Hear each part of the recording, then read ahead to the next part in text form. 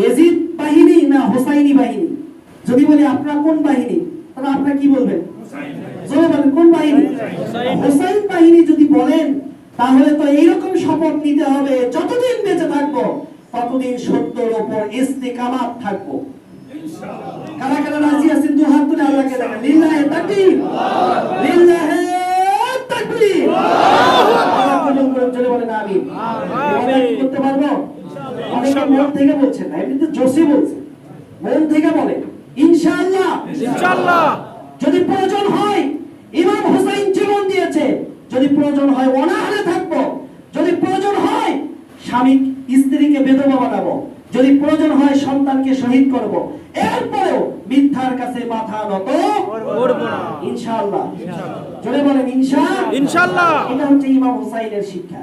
আর এরকম যদি অনুগত্য আমরা করতে পারি, আল্লাহ খুশি, রাসূল খুশি। কারণ লানত যাদেরকে দেবে না, আল্লাহ যাদেরকে লানত দেবে না, তার মানে কি? তাদের প্রতি আল্লাহ কি?